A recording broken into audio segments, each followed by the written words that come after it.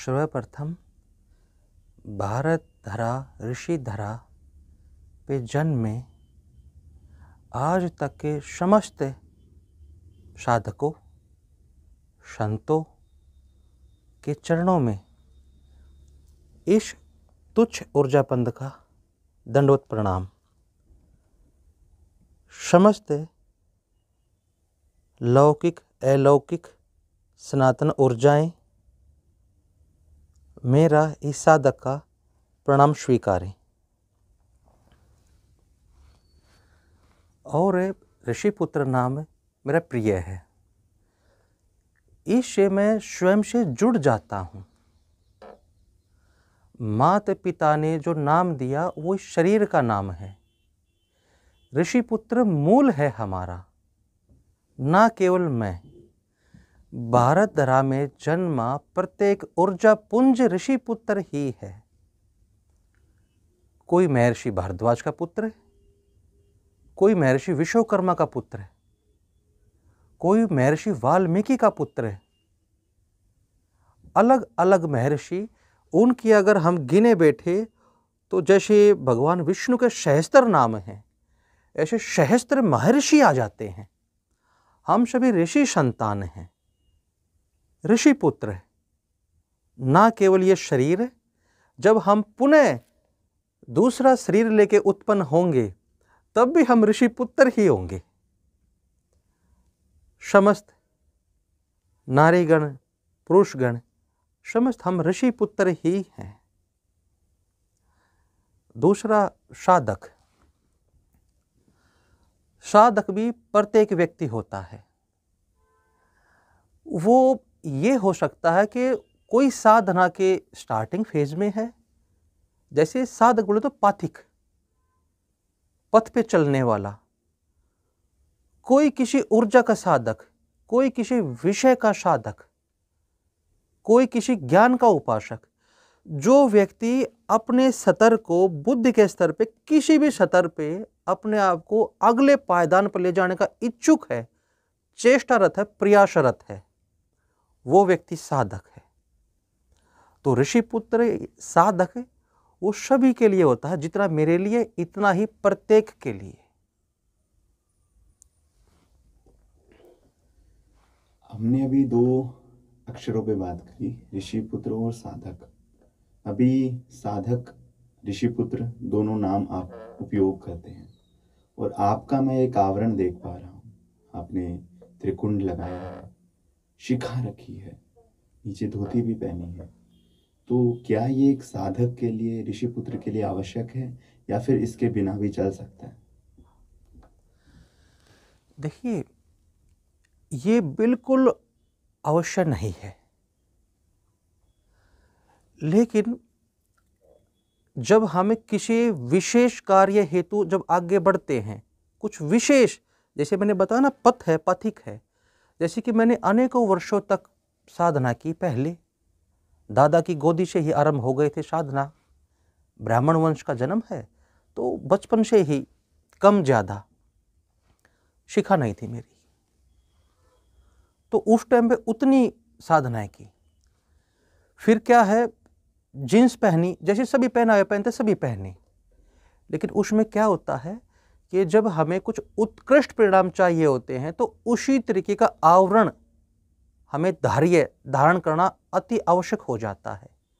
नहीं तो जितना हम मेहनत करते हैं, जितना प्रयास करते हैं, उस तरीके से हमें रिजल्ट नहीं ले पाते।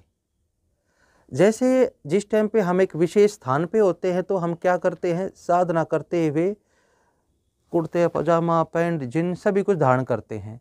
लेकिन उसमें होता क्या है कि हमारा जो शरीर है, ये कारण शरीर, ये भौतिक शरीर है, इसके बाहर भी हम होते हैं ऊर्जात्मक भाव में, जिसे हम अपना ओरा बोलते हैं।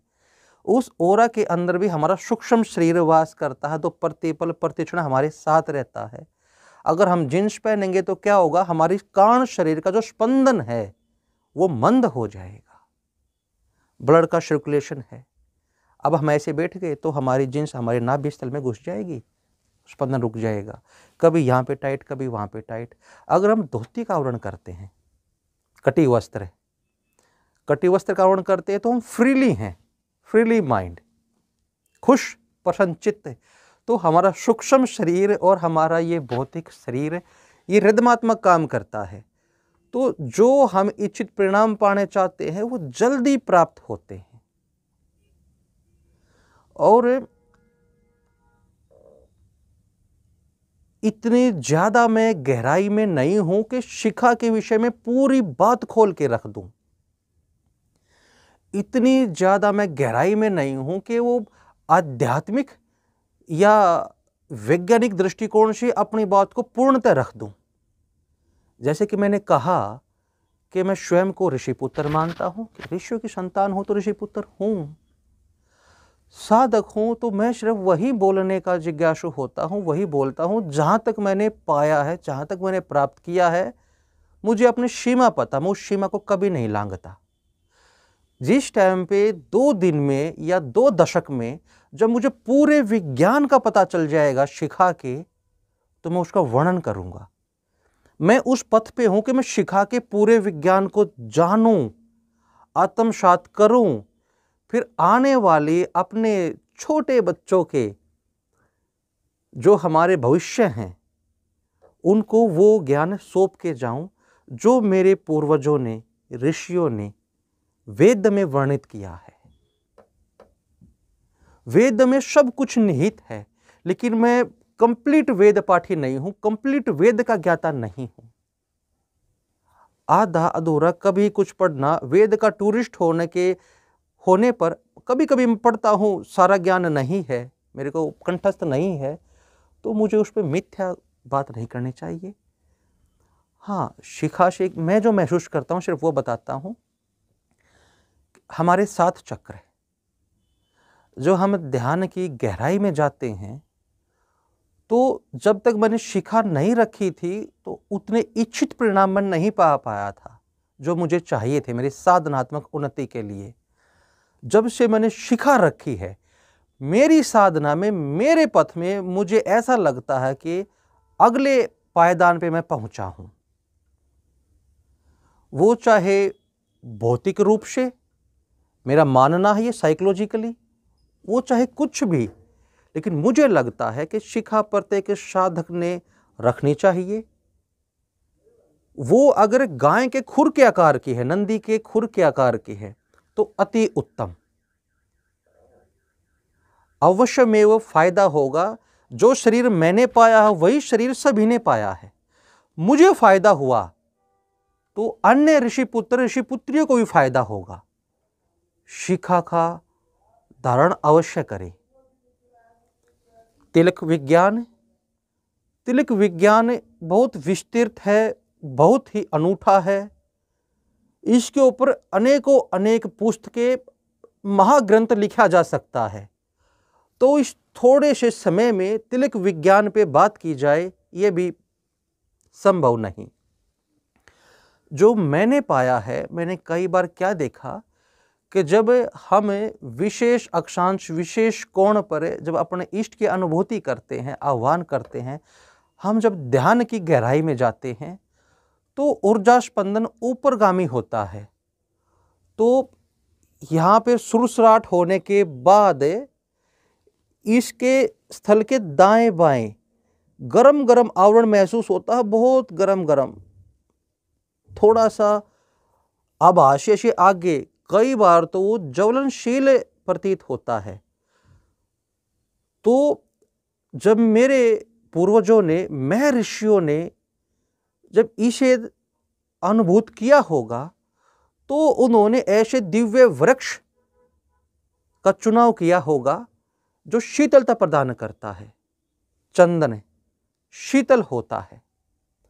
तो मैंने तो सिर्फ इस भाव को अनुभूत किया।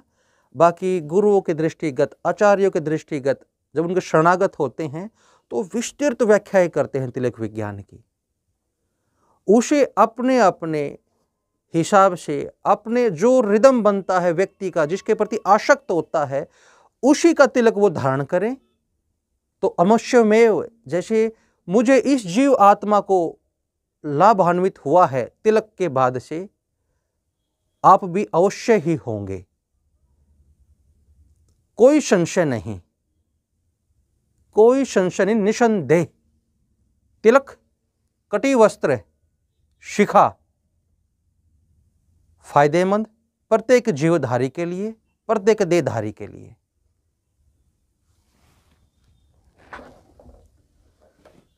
आप गृहस्थ आश्रम से आते हैं और सनातन धर्म में 4 प्रकार के आश्रमों का वर्णन है। जितने भी उच्च कोटि के साधक हुए हैं या जिनको हम आचार्य बोलते हैं, चाहे वो फिर हमारे आचार्य चाणक्य, परम पूजनीय आदि शंकराचार्य, बड़े बड़े आचार्य ब्रह्मचर्य का पालन करे, वो ब्रह्मचर्य आश्रम में रहे, तो क्या एक साधु या एक साधक गृहस्थ में भी हो सकता है या फिर उसको घर का परित्याग आवश्यक है? बहुत उत्तम, बहुत श्रेष्ठ। और इस समय जो समाज की मांग है, ये वही प्रश्न मेरा बहुत प्रिय प्रश्न है। ये इसका आंसर मैं शास्त्रोक्त ना देके, जैसे कि मैंने बताया कि मैं शास्त्र का पे मेरा इतना अधिकार नहीं है, तो वो तो उन आचार्यों को शोभामान है, उन आचार्यों को सुने, शास्त्रोक्त वो बता पाएंगे। मैं सिर्फ इस शरीर के विषय में केवल अपनी अनुभूति जाहिर कर सकता हूँ, मैं वो करता हूँ। जो मैंने पाया वो क्या पाया कि जिसे हम कहते हैं मार्ग, ये मार्ग हम नहीं चुनते, हमारी क्षमता से बाहर का विषय है।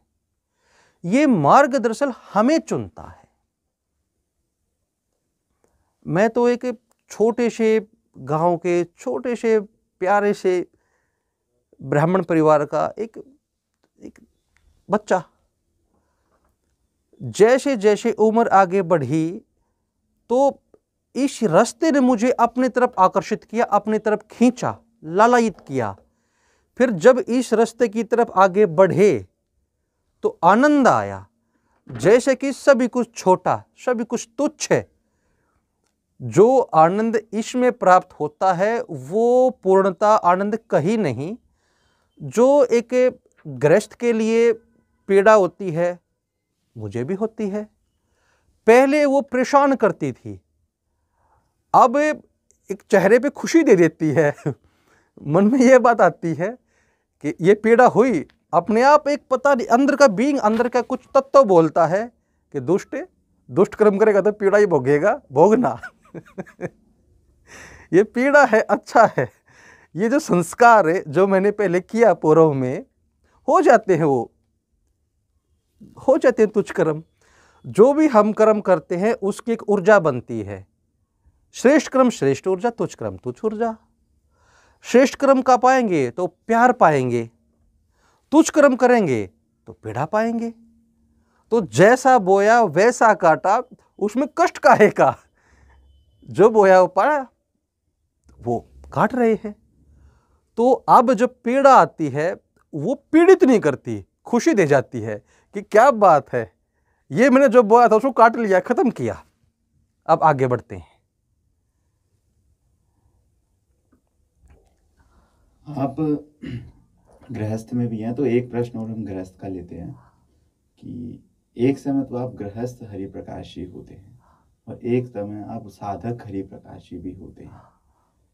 अगर भगवान आपको अवसर दे या प्रकृति आपके सामने ये दोनों अवसर रख दे कि दोनों में से एक को चुनना है, तब आप क्या करेंगे? मैं इसी को चुनूंगा जो मैं हूं, जो मैं हूं। मैं गृहस्थ हूं, साधक हूं।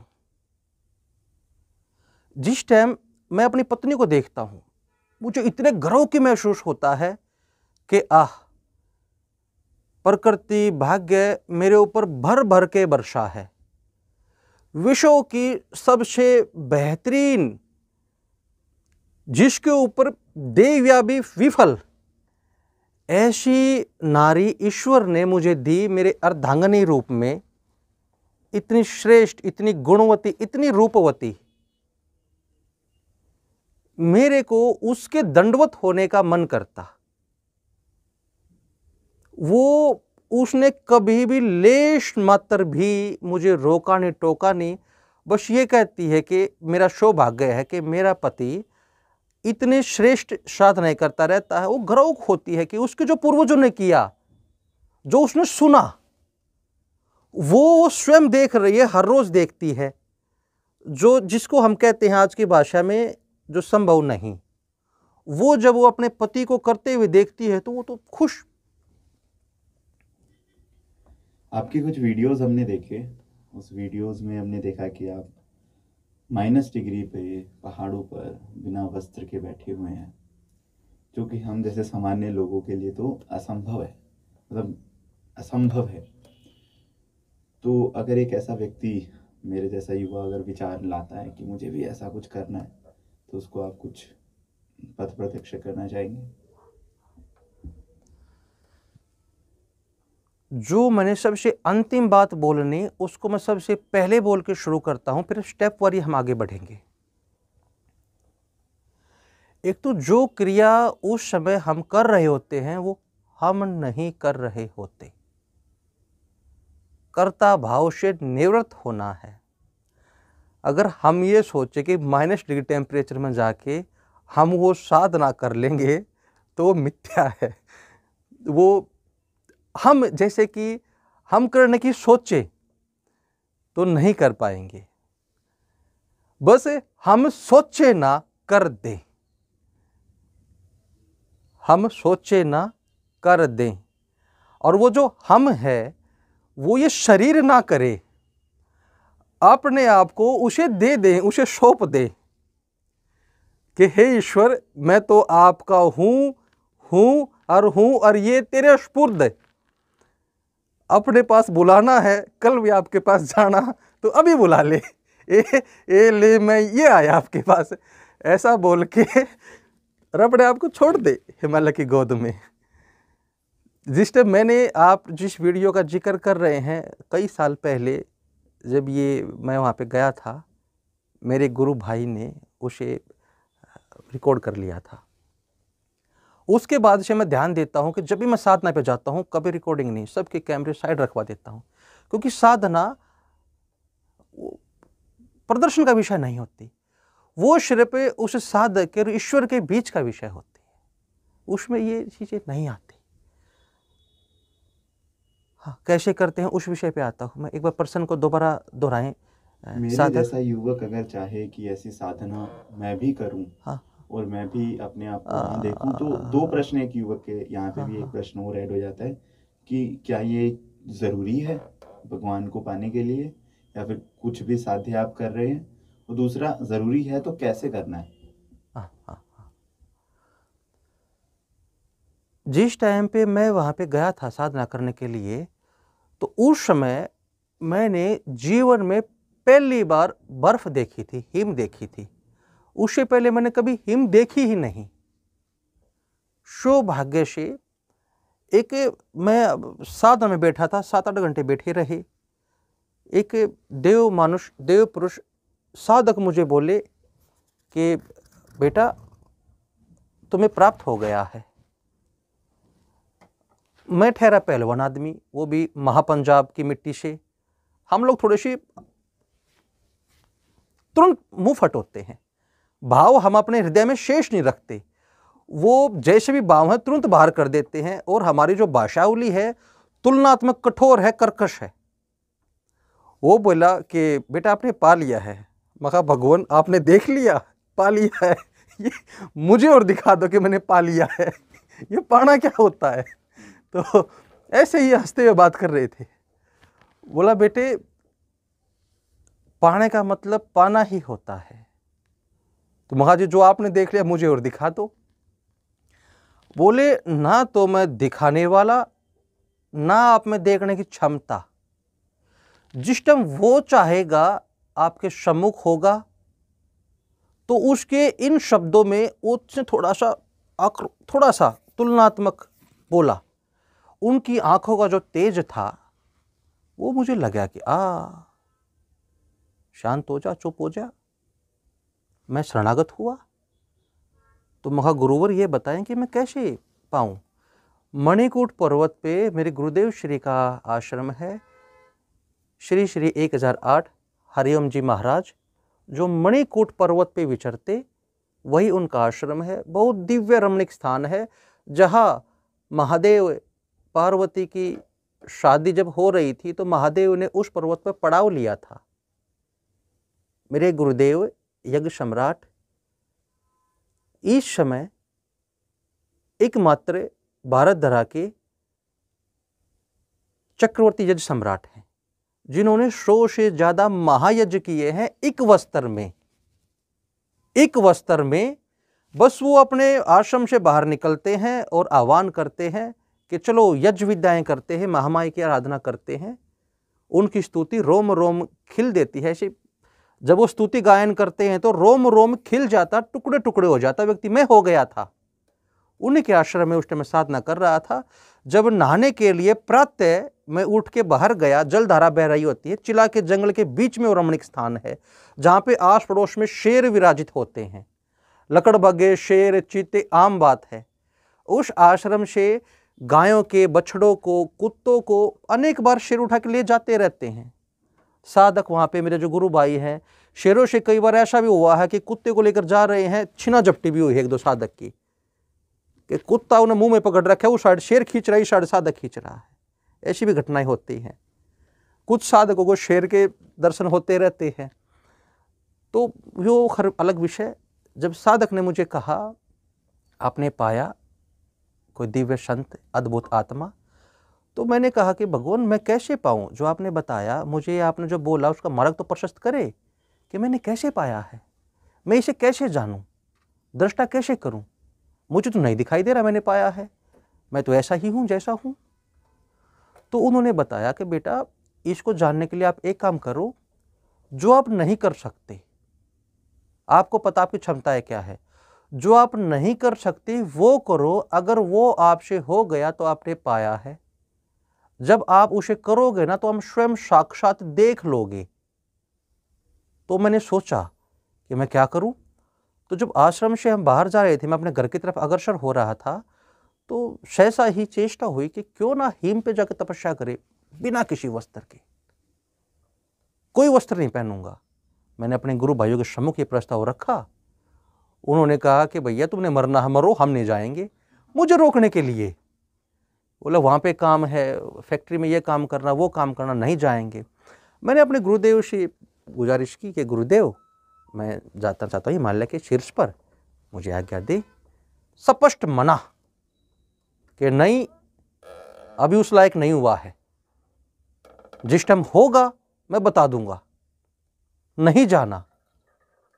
लेकिन जैसे कि मैंने कहा कि मैं हरियाणा की मिट्टी, महापंजाब की मिट्टी में पैदा हुआ हूँ। ये मृत्यु, ये नुकसान, ये हमारे शब्दकोश में होते ही नहीं। हमें नहीं पता होता क्या मृत्यु क्या नुकसान। जब हमें कोई रोकता ना, हमें बस वही करना होता है। इसको हठ योग बोल ले, बेवकूफ़ी बोल ले, मुझे नहीं पता किस शब्द से, किस अलंकार से अलंकृत करेंगे। माँ गुरुदेव, पहले मैं बोलता रहा कि गुरुदेव जाने दो जाने दो। इस विषय में एक दिन बीत गया हमारा। उसके बाद फिर गुरुदेव ने कहा, बोले बेटा प्राण घातक है, सर्दी हिम किसी को माफ़ नहीं करती, तुम्हारा अभ्यास नहीं है, तुम्हारी अभी वैसी साधना नहीं है, तुम्हारा अभी खान पान वैसा नहीं है, अभी नहीं, इसकी तैयारी मैं आपसे करवाऊंगा, कुछ समय के बाद जाना। मैं बोला गुरुदेव मुझे आप सिर्फ अपना वस्त्र दे दीजिए, केवल अपना वस्त्र, अपना अंग दान मुझे दे दीजिए, अंग वस्त्र। मेरी तैयारी नहीं है मानता हूं, लेकिन आपकी तैयारी है। मेरे में क्षमता नहीं है मानता हूं, लेकिन आप में क्षमता है। अगर मैं आपका पुत्र हूं, यज्ञ सम्राट के यज्ञ में मैंने यज्ञ आहुतियां दी हैं, तो आपकी ऊर्जा में रक्षण करेगी गुरुदेव। अब गुरुदेव मारे खड़ाऊ से, चाहे मेरे को मार मार के चाहे आप तोड़ दें, मैं उठूंगा घायल अवस्था में, लेकिन जाऊंगा गुरुदेव। आपका वस्त्र उठा के भाग भी सकता हूं, मन करता है, लेकिन भागूंगा नहीं, चाहे मुझे लग जाए महीना, समय लग जाए ज्यादा, लेकिन आपका दिया वस्त्र लेकर जाऊंगा। तो गुरुदेव ने गंगा स्नान मुझे करवा के ऋषिकेश त्रिवेणी घाट पर वस्त्र दिया, और जो मेरे गुरु भाई थे उनको बोला कि भैया हठी है लेकिन अपना है, ध्यान रखना, क्योंकि उस क्षेत्र में हिम तेंदुए घूमते हैं, वो भूखे होते हैं, उनको वहां पे प्राणी का नहीं होता स्थान। या तो हिम ही मार दे। वो वैज्ञानिक ने मुझे, एक वैज्ञानिक से बात की कि भाई कौन सी गोली साथ रख लूँ, मेरे साथ कुछ गुरु भाई जा रहे हैं, कुछ दिक्कत हो जाए तो। बोला जी ना जाओ। वहाँ क्यों? बोले वहाँ पे गोली काम ही नहीं करती। हाइपोथर्मिया, पता नहीं क्या बोल रहा है, कोई बीमारी का नाम था, हाइपोथर्मिया, कि वहाँ पे कुछ मिनटों के बाद अगर उसके अंदर हिम के अंदर रहे तो एक बीमारी होती है, नाम जो भी मैंने बोला थर्मिया था कुछ, कि वो हो जाएगा और जब तक आप हॉस्पिटल तक आएंगे प्राण पखेरु उड़ चुके होंगे। नहीं तो ही में कुछ अंगों को वहीन कर देगी, जिसमें विशेषतः पैरों की उंगलियां होती हैं। तो मैंने सुनी गोली, उन्होंने कोई बताई नहीं, बोले बस बचाव ही रक्षा है। तो मैं ठीक है जी मैं नहीं जाता। बोले मैं घर पे फ़ोन करता हूँ, माता जी को बताता हूँ। मैं कहा ना मैं नहीं जाता। वहाँ पे चले गए। देवयोग से कोई हिम नहीं गिरी थी उस टाइम पे।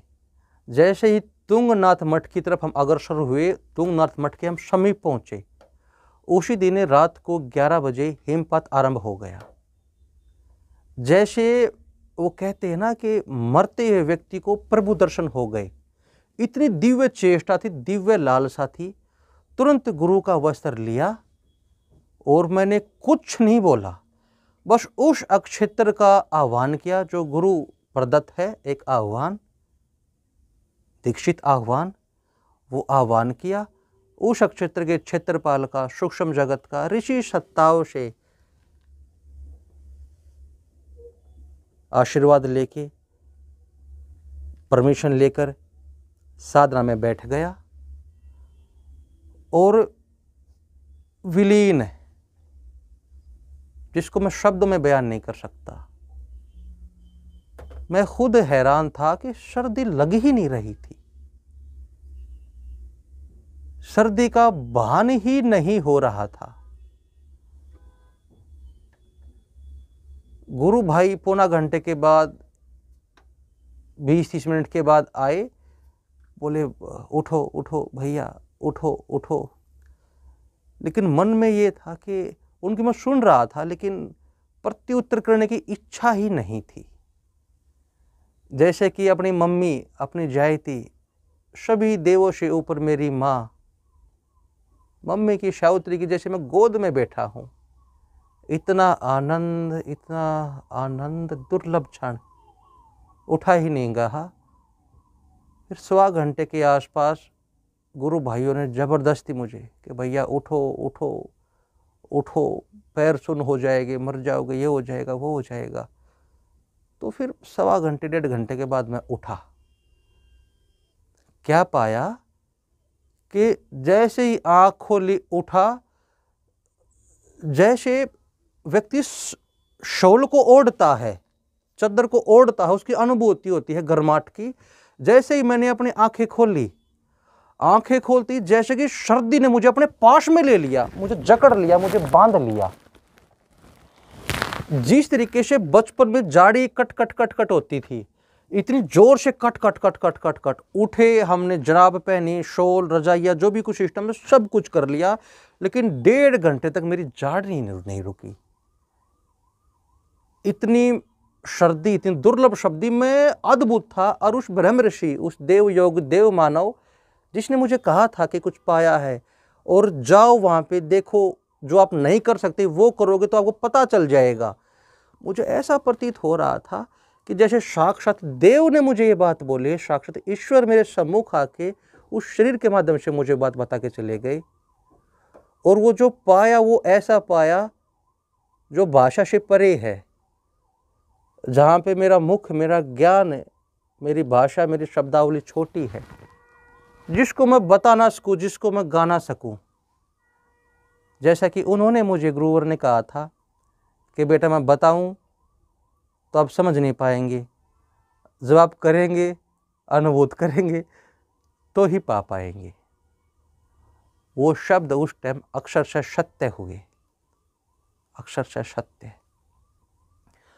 तो जो उन्होंने मुझे बताया, जो मैंने किया, वही आप करें, वही प्रत्येक ऋषिपुत्र करे, वही प्रत्येक ऋषिपुत्री करे।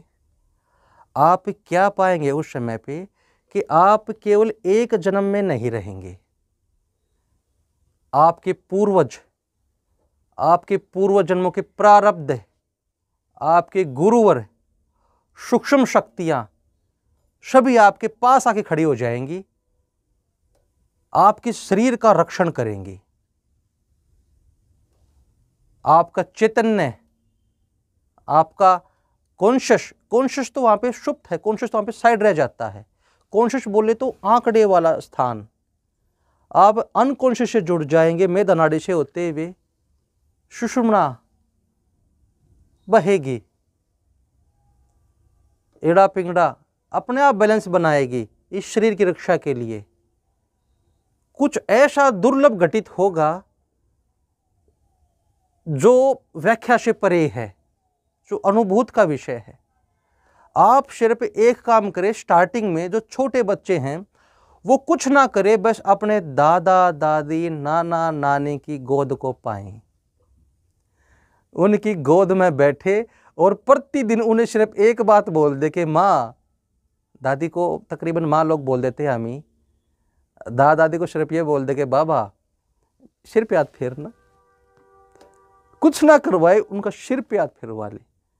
आप ये समझे कि नारायण ने आपके सिर पे हाथ फेर दिया, उनके माध्यम से ईश्वरीय देवीय शक्ति आप में प्रभावित हो जाएगी। ये जो हथेली हमारी पाम होती है, हथेली, इसमें से ऊर्जा प्रभावित होती है और आपके सहस्त्रार्थ को छुएगी। इतनी अद्भुत शांति पाएगी, आप इतना सामर्थ्य आ जाएगा कि आप कुछ भी करने में सक्षम हो जाएंगे, कुछ भी करने में। उससे आगे फिर जो इलाके का जो सबसे आपकी दृष्टि में समझदार व्यक्ति है, उसके शरणागत होके, हरियाणा में कहते हैं पातैना बैठना, पातैना खाट का जो पिछला हिस्सा होता है उसके नीचे बैठे, कुछ ना करे, वो जो बोले उसे सुने, बस श्रवण करें, बस श्रवण करें। जितनी क्षमता है उतना आचरण कर ले। फिर जो मन में खुशी देता है वो कार्य कर ले।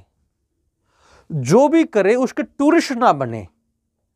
अगर आपके अंदर हंसना है तो हंसे हंसाएं, आपके अंदर चिंतन है तो चिंतन करें, आपके अंदर जो भी हो उसे खुल के जिए, खुल के स्वयं को, वो भी एक साधना है। जो मन में आए, फिर क्या होगा, फिर सूक्ष्म जगत आपसे तालमेल कर लेगा, आपसे रिदम बना लेगा, आपकी उंगली पकड़ेगा और आपको साथ साथ लेके चलेगा।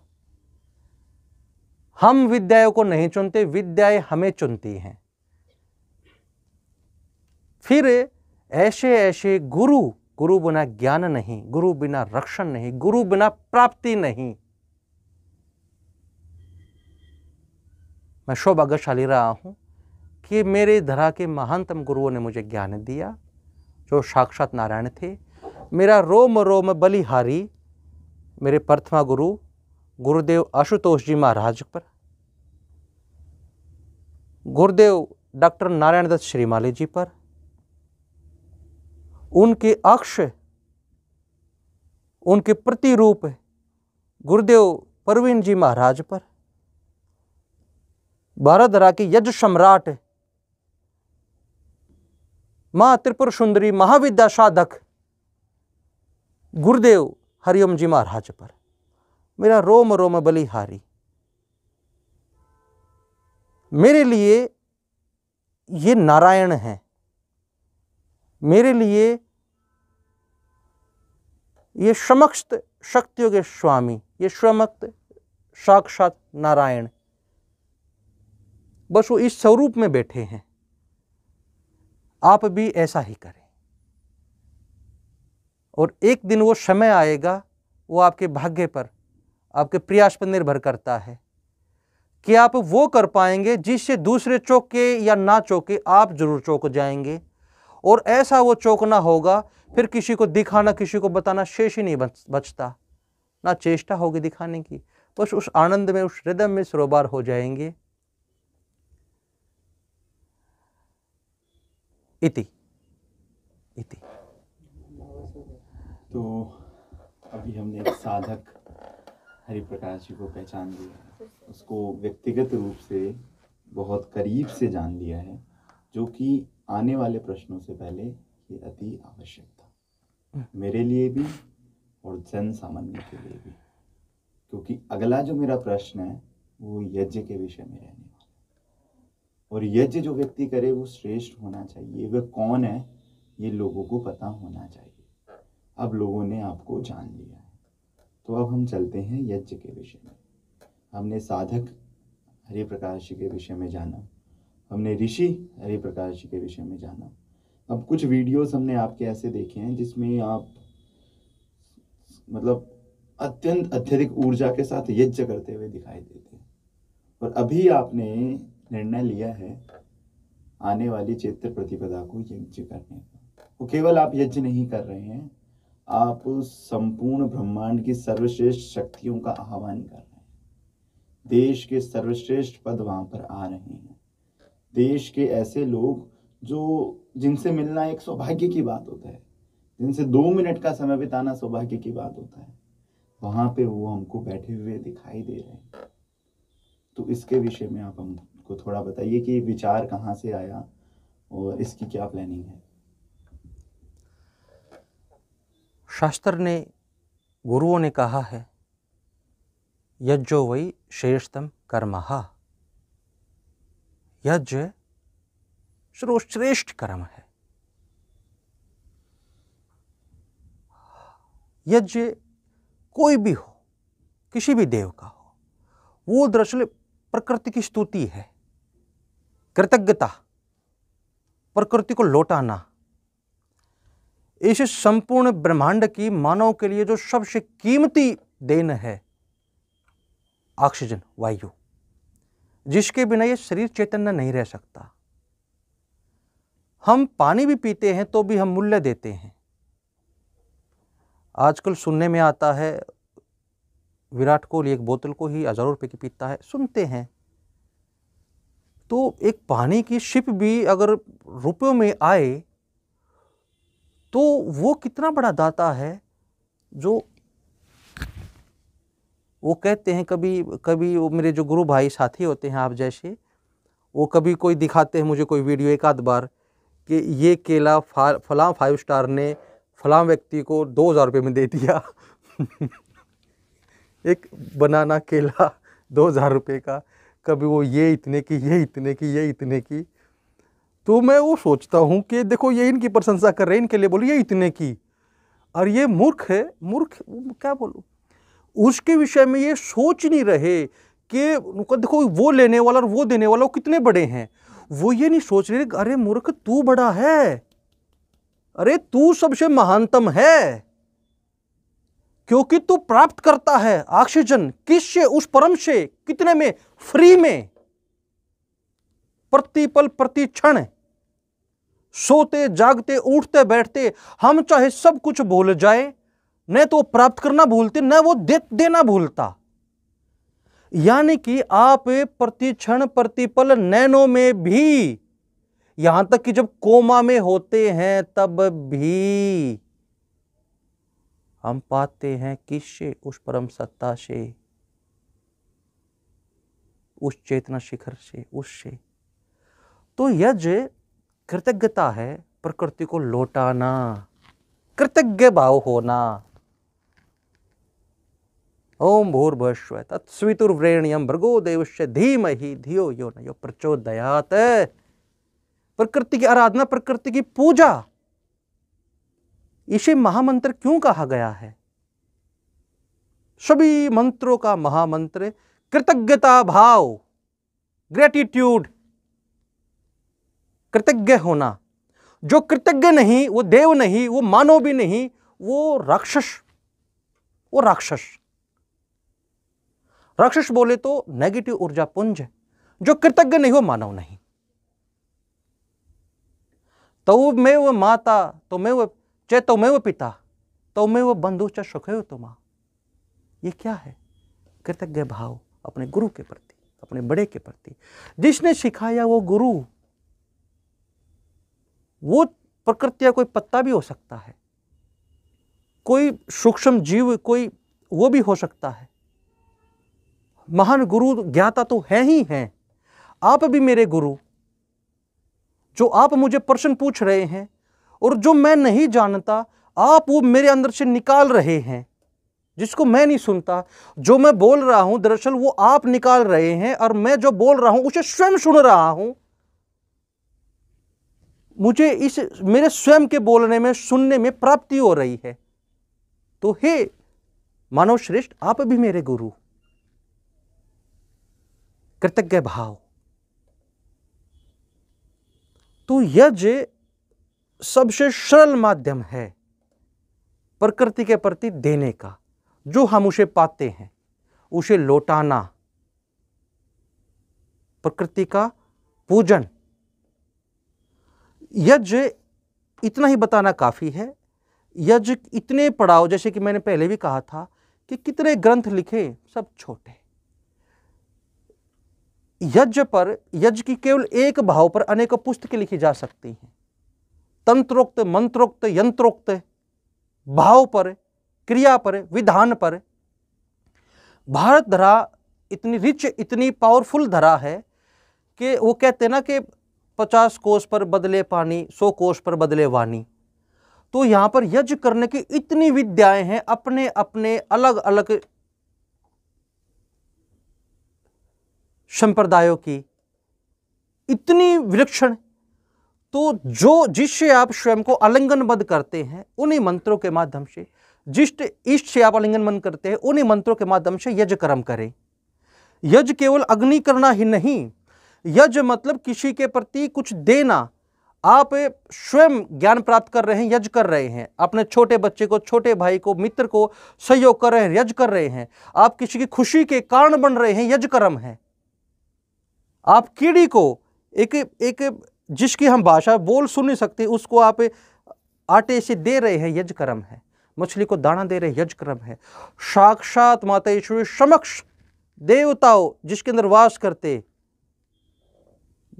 गाय माता, कामधेनु के प्रति आप समर्पित भाव से उसे आलिंगनबद्ध कर रहे हैं, उसे भोजन प्रसाद प्रदान कर रहे हैं, उसके चरणों में स्वयं को विलीन कर रहे हैं। महायज्ञ, महायज्ञ। कुछ भी ऐसा काम करे जो आपको उन्नतीले शरीर के लेवल पे, चेतना के लेवल पे, जिसे दूसरों का फायदा हो। वो कोई भी जीव है, ना केवल मनुष्य, वो यज्ञ कर्म, वो यज्ञ कर्म। यज्ञो वै श्रेष्ठतम कर्मः। अभी आने वाली चैत्र प्रतिपदा को हम एक ऐसा यज्ञ, ऐसा कार्यक्रम, एक ऐसी ऊर्जा हम देखने वाले हैं कि जिसके अंदर हम सर्वश्रेष्ठ ऊर्जाओं को आमंत्रण कर रहे हैं। देश के सर्वश्रेष्ठ वैज्ञानिक, देश के सर्वश्रेष्ठ चिंतक, और आप कहते हैं कि बड़ी बड़ी समस्याओं का हल यज्ञ है। तो यज्ञ तो कभी भी किया जा सकता है। अभी पूरा संसार आने वाले 1 जनवरी को नववर्ष बनाएगा, तो उस टाइम पे भी आप यज्ञ कर सकते हैं। चैत्र प्रतिपदा ही क्यों, क्या यज्ञ का कोई समय होता है? और अभी आने वाली इस न्यू ईयर को, जब सारा संसार न्यू ईयर बना रहा है, तो उस पर आप कुछ बताइए। और उस समय यज्ञ क्यों नहीं? ये प्रश्न मेरा प्रिय प्रश्न नहीं है, क्योंकि जनेऊधारी हूँ, सच बोलूँगा, और जब उस सच बोलने से किसी को पीड़ा हो तो वो मेरे लिए हल्का कर्म। लेकिन मैं सच ही बोलूँगा, किसी को पीड़ा हो तो ईश्वर मुझे माफ़ करे। जैसा कि आपने बताया, समस्त राष्ट्र नववर्ष मना रहा है, समस्त विश्व नववर्ष मना रहा है। तो ये कली का काल है, कली की माया है।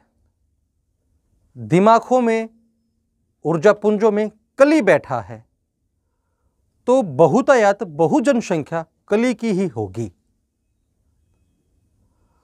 जो दुष्ट कर्म है वो प्रखर होगा। विधि का विधान है, ऋषियों ने, ज्ञानियों ने शताब्दियों, हजारों वर्षों पहले बोल दिया, लिख दिया।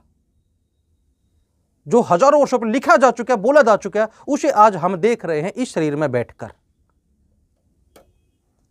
यानी कि राक्षस कर्म प्रबल होंगे। जो कि हो रहा है, जिसको आप नववर्ष बोल रहे, इसमें नया क्या है? क्या नया है इसके अंदर? तारीखें बदलेंगी, कैलेंडर बदलेंगे, लोग उत्सव मनाएंगे, और आप कह रहे हो नया क्या है इसमें? कौन सी तारीख बदलेगी? तारीख कौन बदलता है? आप, मैं, कागज का टुकड़ा या प्रकृति? अधिकार किसे है तारीख बदलने का? किसे अधिकार है? मेरा आपसे ये काउंटर क्वेश्चन है। अगर हम भौतिक रूप से देखें तो उसे अधिकार है जो भी इस सृष्टि पर राज कर रहा है, जिसके कारण हम लोग ये नववर्ष मना रहे हैं। और अगर हम आध्यात्मिक रूप से की दृष्टि से देखें तो वो सिर्फ प्रकृति और भगवान को अधिकार है कि वो डिसाइड करें। वही है बस, प्रकृति भगवान ही है, बाकी तो अवस्थाएं हैं। प्रकृति ईश्वर ही तत्व है, बाकी तो पदार्थ है। पदार्थ नश्वर है, आज है कल नहीं। जो आज है, किसी पदार्थ के वो 2 दिन होते हैं, किसी पदार्थ के सैकड़ों वर्ष, हजारों वर्ष हो जाते हैं, लेकिन नश्वर है। शाश्वत तो प्रकृति है, शाश्वत केवल प्रकृति। एक बार कट लेना एक भाई की ये फोन। मैंने क्या कहा था कि जब वो होगा ना, कुछ आप जाएंगे, आपकी चेतना कहीं बहेगी, तो मैं दरअसल सबकी ऊर्जा बंद बने हुए हूँ। जब आपकी ऊर्जा कहीं जाएगी ना, तो आपकी ऊर्जा मुझे कहीं साथ लेकर चली जाएगी। कट मार के दोबारा कर ले ना, वो कोई दिक्कत नहीं, वो कट हो जाएगा। ठीक, आप उसी अवस्था को प्राप्त कर लें जिस अवस्था में थे। आपका फोन आ रहा था। हाँ, चलो शो कट करके उसी। हाँ, मैंने उनको धीरे से बोला भी शूट है, उनको समझ नहीं आया खुसर फुसर में। नहीं, उसको पोर्टर होगा ना, पोर्टर को बुला लो। पोर्टर का है? पोर्टर का नहीं, दीवान साहब का फोन आ रहा था। शुरू कर देंगे।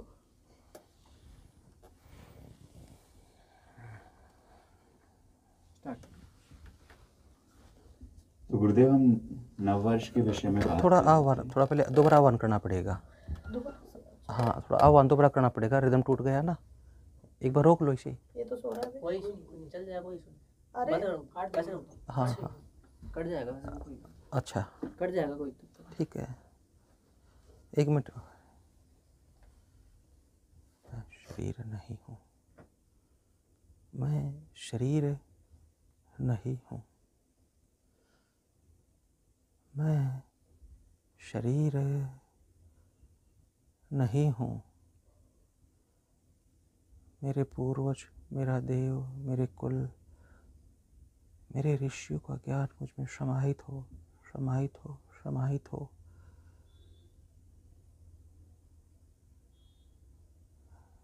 मैं अपनी देह को समर्पित करता हूँ सूक्ष्म शक्तियों के जगत के।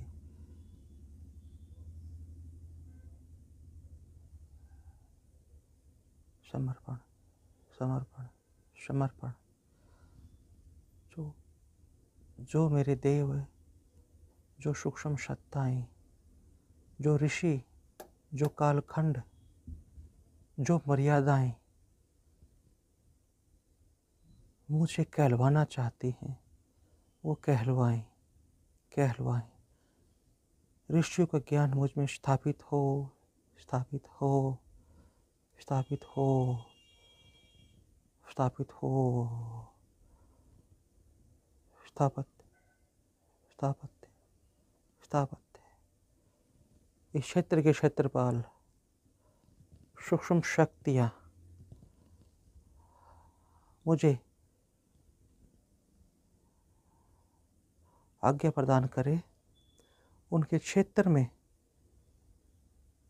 आने को, रहने को, श्रेष्ठ कर्म करने को मेरा मार्ग प्रशस्त करे। मुझे स्वीकारे, स्वीकारे, स्वीकारे। मेरी रीढ़ से पूर्वज के ज्ञान को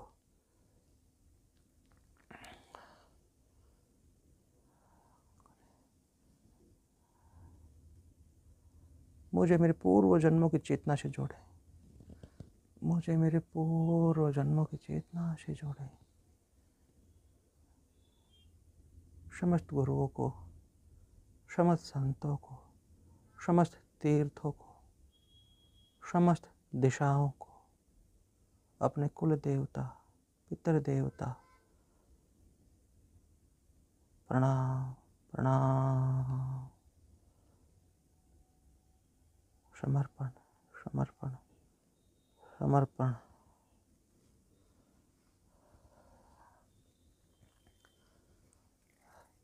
जी गुरुवर। गुरुदेव, यज्ञ के विषय दोबारा से शुरू कीजिए। गुरुदेव, यज्ञ के विषय में हमने सुना और आपने कहा यज्ञो वही श्रेष्ठम कर्मः। तो हम अभी डिस्कस कर रहे थे कि अगर यज्ञ श्रेष्ठ कर्म है तो वो तो कभी भी किया जा सकता है, उसके लिए चैत्र प्रतिपदा ही क्यों, ये अंग्रेजी नववर्ष क्यों नहीं। भारतीय संस्कृति ये कहती है कि वसुधैव कुटुंबकम, पूरा पृथ्वी ही मेरा परिवार है। तो मेरे परिवार का अगर दूसरा भाई कोई दूसरी विषय मनाता है तो मैं क्यों ना मनाऊं, और ये यज्ञ इस नववर्ष पे क्यों ना करूं। देखिए, दरअसल साधक महेश, जैसा कि आपने आंसर ही दे दिया, वसुधैव कुटुंबकम, वसुधैव कुटुंबकम, ये किसने बोला? हमारे पूर्वज ने। किसने? हमारे पूर्वज ने, शास्त्र ने, ऋषियों ने, वेद ने। उसने कहा ये समस्त प्रकृति, समस्त संसार, समस्त मानव नहीं ना,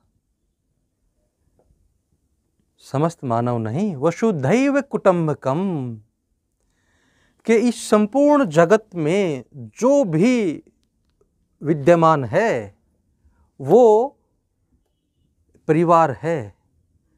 जैसे कि जो हमारे चैतन्य प्रकाष्ठता हैं, जिनको हम देव बोलते हैं, उनके साथ एक शरीर है जिसको हम अमुक नाम से जानते हैं। उस शरीर के साथ एक दूसरा आकृति है जिसको जानवर बोल देते हैं। जानवर वैसे एक अलग आकृति, जैसे मानव देह है, शरीर है, ऐसे वो भी शरीर है। जैसे हम में सेंस है, उनमें भी है। हम पैदा होते हैं, मरते हैं, बढ़ते हैं, जो प्रक्रिया का पालन हम करते हैं मानव देह, उसी प्रक्रिया का पालन वो करते हैं। ऐसे ही हमारे शीर्ष, हमारी प्रकाष्ठता, हमारा अंतिम छोर, अंतिम बिंदु जिसको हम देव बोल देते हैं, उसके साथ एक वो प्राणी होते हैं, फिर उनके साथ वनस्पति होती है। मानव देह, प्राणी, वनस्पति, वो सभी कुछ जिसमें ऋषियों ने कहा है 84 लाख योनियां, वो सभी परिवार है। तो जो सब की बात करे, सर्वजन हिताय सर्वजन सुखाय की बात करे, वही तो बड़ा हुआ ना। इस बात को भूल जाए वो, मैं, ये, वो, जो सब की बात करे वही बड़ा है और होना चाहिए, वही स्वीकार्य होता है। हम हिमालय की गोद में, हिंद महासागर के आंचल में बैठे हैं, भारत धरा पर। इससे थोड़े से पश्चिम में चले जाएं, वो क्या कहते हैं कि ये भी मेरा भोजन, वो भी मेरा भोजन, ये हलाल है, खाऊंगा, मेरा अधिकार है, मुझे रोके, फला ने मुझे कहा है खा जा। तो उसकी बात कैसे स्वीकार्य हो? जो जीव को अक्षुधा मिटाने के लिए खाए, भक्षण करे,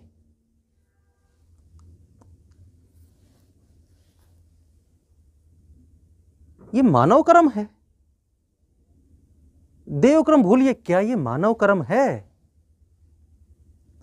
वो तो उसके लिए जानवर है, उसको हलाल है, हलाल शब्द का इस्तेमाल करते हैं वो लोग मुख्यतः।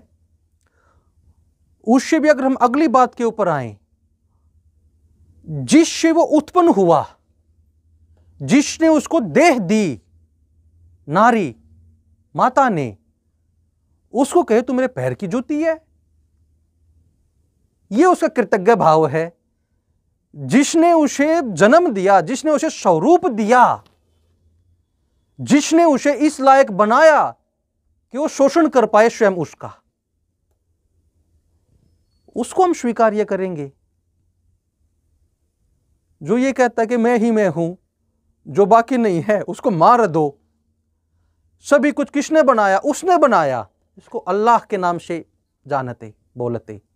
मेरे लिए तो अल्लाह भी देव है, वो शब्द है, एक ओंकार निराकार सभी वही है, लेकिन उनकी सोच का मैं व्याख्यान कर रहा हूं, ना कि अपने भाव का, ना कि अपने ज्ञान का। तो जो ये कहते हैं कि ईश्वर ये कहता है कि जो उसको ना माने सभी उसने बना दिए, और जो उसको ना माने उसको मार दो, चर्चा का तो स्कोप ही नहीं है, शास्त्रार्थ का तो वजूद ही नहीं है, संविधान में निहित ही नहीं है कि चर्चा की जाए। बिना चर्चा ज्ञान क्या? बिना मंथन, बिना संघर्ष कैसे पाएंगे? कीचड़ बन जाएगा जो कि बना हुआ है। जैसे आपने मुझसे कोई कठोर क्वेश्चन कर लिया, मैं क्या बोलूंगा? अरे ये तूने कैसे पूछ लिया, ये अपमान है, और मैं उठाऊं खड़ा कर धाड़ मारूं, और फिर मैं कहूं सभी सुनो। अरे मैं तो भैया निष्क्रिय हूं, मैं निकृष्ट हूं, जिसको तत्क्षण छोड़ देना चाहिए। आपको और आपके सारे सुनने वालों को मुझे छोड़ के तस देना चाहिए, मैं भाड़ में जाऊं। तो उनकी क्या सुनेंगे हम? फिर उससे थोड़ा सा आगे चलते हैं, वो और पश्चिम, वो तो शव भोग के लिए बोलते कि एक ही जीवन है, इसी में भोग लो भोग लो भोग लो जीवा का स्वाद। हाँ देखो, मैं भोग को गलत नहीं मानता, वो भी ठीक है। शरीर दिया है, सुख के लिए दिया है, सुख भी ईश्वर ने जब सेंस दिए हैं तो उसको भोगने के लिए दी है, लेकिन ये नहीं फिर सब कुछ भोग ही भोग हो। सनातन कहता कि उस भोग से आगे की भी सेंस है, जो मैंने पाई है आप भी पा सकते हैं। आप आइए मेरे साथ बैठिए, गुरुओं के शरण में जाइए, शास्त्र के शरण में जाइए, आप भी पाएंगे, तत्क्षण पालेंगे, तत्क्षण, ना कि 10 साल के बाद, कम ज्यादा अपनी पात्रता के अनुसार। तो जो केवल भोग को ही प्रधानता देता, जो सिर्फ ये कहता कि अमुक बनो, मैं कोई नाम नहीं लेता कि संप्रदाय का, जो नाम ले लेता हूं, वो कहता है इस्लामी बनो, वो कहता क्रिश्चियन बनो। वेद क्या कहता? मनुर्भाव।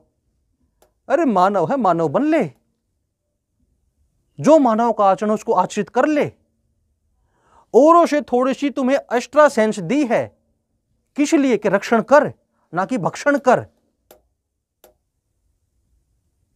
तो किसकी चलनी चाहिए, किसकी सुननी चाहिए? अच्छा क्या है? वेद, मानव बनना, मानव ज्ञान का प्रचार प्रसार। तो ज्ञान का प्रचार प्रसार करना एक साधक का, प्रत्येक व्यक्ति साधक, एक ऋषि पुत्र का, प्रत्येक व्यक्ति ऋषि पुत्र परम धर्म है। तो ये शरीर तो बस अपने धर्म का अनुसरण कर रहा है। वे यज्ञ से बड़ा कोई कर्म नहीं। आपने पूछा कि यज्ञ क्यों कर रहे हैं? वो इसलिए, यज्ञ जिस टाइम पे करते हैं, जब यज्ञ होता है तो वो सूक्ष्म समस्त जगत को, प्रत्येक एमीबा से लेके, एक कोशीय जीव से लेके अरबों खरबों कोशीय जीव तक, सभी के लिए होता है। सूक्ष्म के लिए, लोक के लिए, अलोक के लिए, जलचर, नभचर, थलचर, जो इसके अंदर है, उसके बाहर है, सब के लिए, जो इस आयाम में है, जो इस आयाम से भी पार है, उनके लिए, ये सब के लिए लाभान्वित करता। उस टाइम जो ऊर्जाएं निकलती हैं, जो मंत्र बोलते हैं, तो चक्रों से जो ऊर्जाएं निकलती हैं, जब स्पंदन होता है, स्वाहाकार होता है, अमुक अमुक जड़ी बूटियों का अग्निहोत्र होता है, विशेष समय, विशेष कोण, विशेष कालखंड, विशेष मंत्र, विशेष शरीर, विशेष नक्षत्र, विशेष स्थान, जब समस्त विशेष क्रियाकलाप जब एक जगह पे होते हैं, तो सोचो ना, एक विशेष भी कितना बड़ा विशेष होता। जब समस्त विशेष एक जगह पे आ जाएं तो क्या होगा? इसीलिए ऋषियों ने कहा यज्ञो वै श्रेष्ठतम कर्मः। जब कुछ कर्म करना तो सर्वश्रेष्ठ ही क्यों ना करें। ऋषियों ने कहा मनुर्भव, मनुष्य बनो, सबका भला करो। तो जो ऋषियों ने कहा आज तक हमारी अनुभूति में, आपकी अनुभूति में वो सच है। तो जो हमने आचरित नहीं किया, जो हमने अनुभूति नहीं किया, वो भी सच ही होगा। जो उन्होंने बोला, जिसका हमने आचरण किया आज तक, वो सच निकला, अक्सर से सच निकला, और उतना सच निकला जितना हम आचरित भी नहीं कर पाए। उन्होंने सागर दे दिया एक एक शब्द में, हमने केवल एक बूंद पाई, वो परम सत्य। जब एक बूंद ही परम सत्य हमारे लिए सागर के बराबर, जो उन्होंने सागर दे दिया वो कितना सत्य होगा, वो कितना सत्य होगा। तो इसलिए जो शास्त्र ने बोला परम सत्य, शास्त्र को आचरण करें, शास्त्र को धारण करें, शास्त्र की तरफ चलें। अगली बात आपने आई वैज्ञानिकों के, आपने कहा खोज कर रहे, वो कर रहे, वो इसलिए ज्ञानियों ने, ऋषियों ने बताया, आप जैसे योगियों ने, आप जैसे ज्ञाताओं ने ये बोला, ऋषिवर, ऋषिपुत्र महेश ये बोला कि प्रभु की तरफ सभी रास्ते जाते हैं। जो भी रास्ता, प्रभु बोले तो रचयिता, चरम, अंतिम छोर, अंतिम बिंदु, उस पर सभी रास्ते जाते। यांत्रिक रास्ता भी वहीं जाता, क्योंकि यंत्र भी उसने ही बनाए हैं, यंत्र बनाने की बुद्धि भी उसने दी है, यंत्र बनाने का सामर्थ्य भी उसने दिया है। तो सभी रास्ते उस तक जाते। यंत्र इस फिलहाल के भौतिक समाज के लिए स्वीकार्य, जो उनकी जल्दी समझ में आता है, क्योंकि आंकड़ों पे दुनिया जीती है। कॉन्शियस माइंड आंकड़ों का पुंज, आंकड़ों का डेटा, आंकड़ों का स्टोरेज, उसी पे चलता है।